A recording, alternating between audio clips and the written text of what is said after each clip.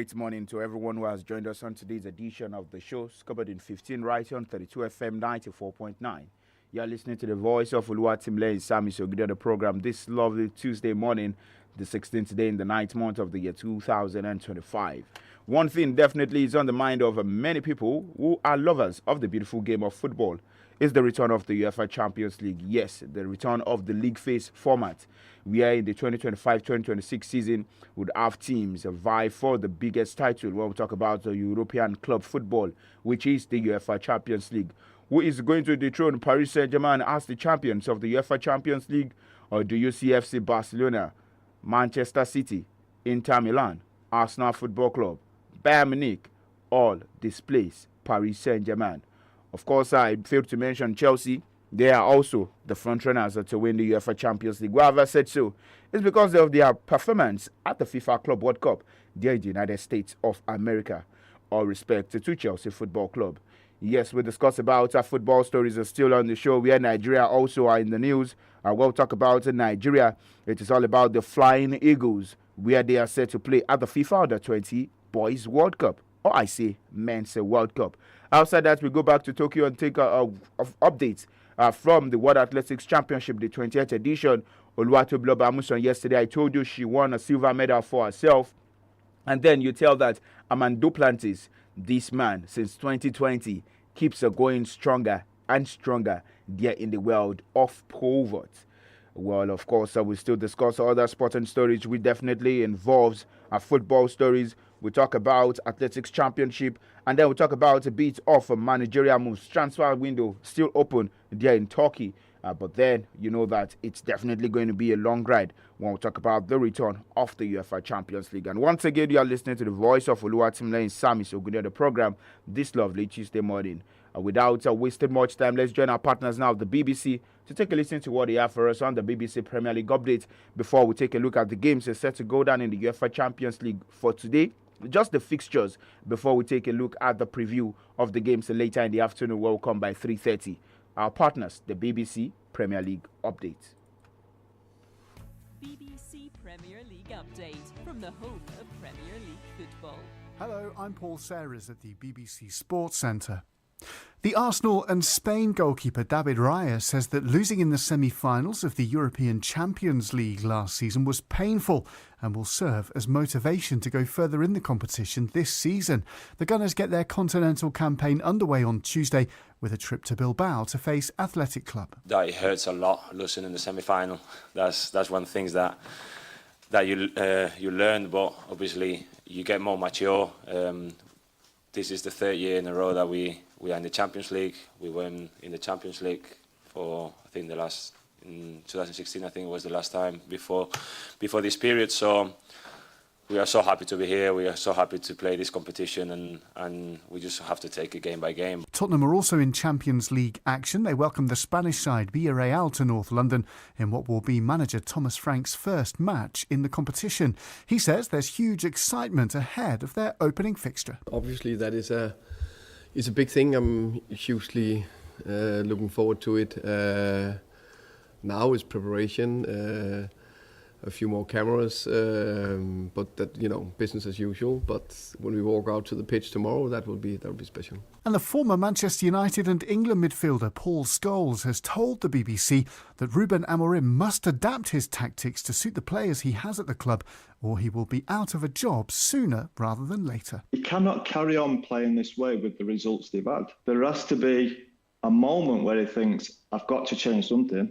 The proof is there. It was 8 wins in 31 games, 16 losses. It's amazing to think he's not going to change it. And for more football news from the BBC, go to bbc.com/football. BBC Premier League update from the home of Premier League football.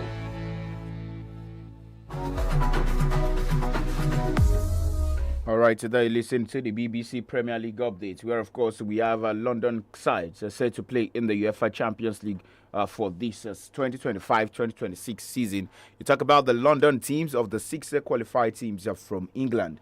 We have Arsenal Football Club, we have Chelsea, and we have Tottenham Hotspur.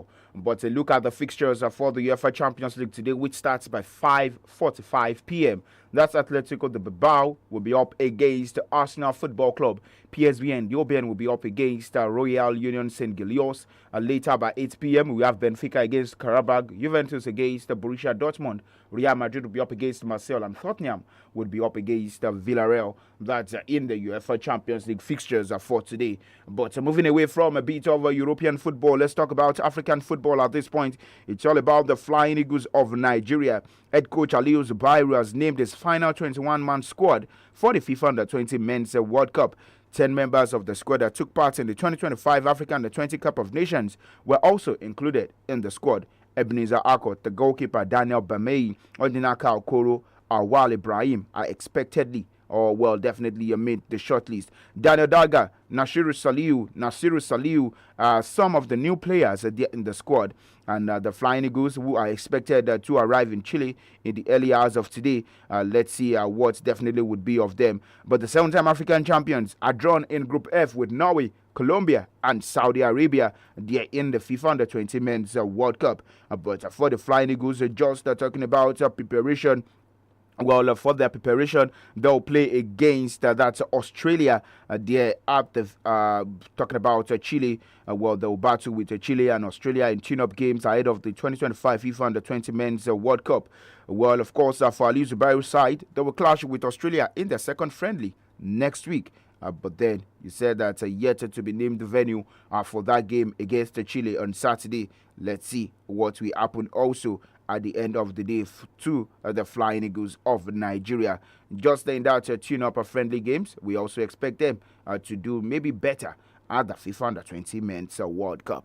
Now, to the biggest one, which is the 2026 FIFA Men's World Cup. For the Super Eagles of Nigeria, I think we can all clear our minds and say we are out of the 2026 FIFA Men's World Cup because earlier this week, FIFA, they have ruled out any disciplinary action against South Africa over allegations of fielding an ineligible player during the 2026 FIFA World Cup qualifiers, effectively ending Nigeria's hope of gaining an advantage in Group C through administrative sanctions.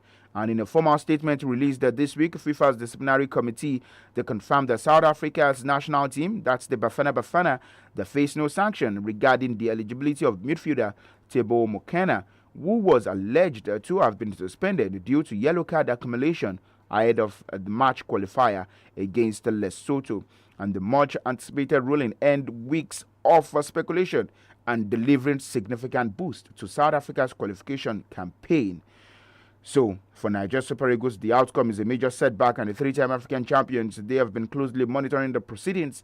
Hopefully that a ruling against South Africa could open the door for a recalibration of the group standings in their favor. So at this point in time, not the best of news for the Super Eagles of Nigeria.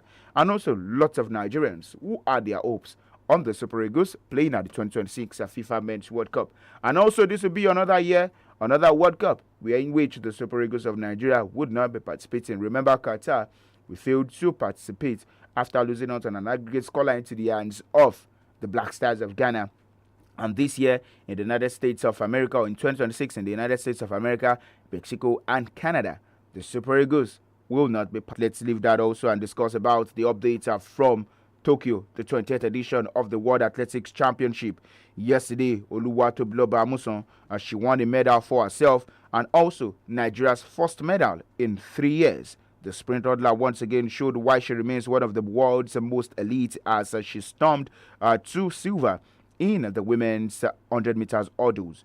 Amusan, who clocked an impressive time of 12.29 seconds, narrowly behind Switzerland's Dijati Kabunji, who powered to victory in the national record time of 12.24 seconds. With the feat, Amusan handed Nigeria's first medal at the World Championship in 3 years, ended the country's drought on the global stage. Remember, at the Olympic Games there in Paris, we failed to win a medal. And Amusan, the 2022 world champion and former world record holder, yes, she is. And she got off to a strong start and maintained her form over the barriers, but could not quite match Kabuji's blistering finish. Yes, I know for Tobiloba Amusan, a lot of us we want to say she should get a start right. And that's one thing we hope she does in the coming athletics events. Well, still updates from yesterday. Ezekiel Nathaniel won his 5 of the men's 400 meters hurdles at the Tokyo 2025 World Championship, clocking a time of 48.37 seconds to reach the semi-finals. And he ran a very controlled race, beating Caleb Dean, who ran a time of 48.67 seconds from the USA, and Brazil's Francisco dos Reis Viana, who ran a time of 48.69 seconds. His time of 48.37 seconds placed him 10th overall in the heat, and he is now set for the semi-final in 2 days, where he will face USA's Caleb Dean again, Jamaica's Malik James King, and Brazil's Matheus Lima. So for Nigeria, who are those who definitely will take onto the track and field later today? Well, you talk about that. Maybe for Nigeria, we don't have the best of stars in all of this. Well, Charles Godfred, Nigeria's sole representative in the men's long jump, finished 13th in Group A with a jump of 7.79 meters, missing out in the qualification for the final. All of these ones happened yesterday. And quickly talking about still some football stories are from the European scene now. Chris Wilder is back at Sheffield United for a third time as manager, 3 months after he was sacked to make a way for Ruben Sells. Well, Wilder replaces Sells, who was dismissed on Sunday following the Blades' 5-0 thrashing at the Ipswich, which left them bottom of the championship with no points. For Chris Wilder, he turns 58 next week. He was sacked by United's American owners COH Sports after they lost to Sunderland in the championship playoffs at the Wembley. And so for Chris Wilder, this is his third stint with the Blades. And quickly, UEFA Champions League updates. Well, for Mikel Arteta, I said that Martin Odegaard and Bukayo Saka are set to miss that encounter later today there in Spain against Atletico de Bilbao. And then I tell you also that Ademola Lookman is set to miss Atlanta's UEFA Champions League opener against the Paris Saint-Germain. That's according to the head coach, Zurich. And then for the UEFA Champions League fixtures, rolling down our eyes. 5:45, first game would definitely take center stage. Atletico de Bilbao against Arsenal, PSV against Royal Union St. Gilloise. This is how far we can go on today's edition of the show. Will come later in the afternoon, 3:30.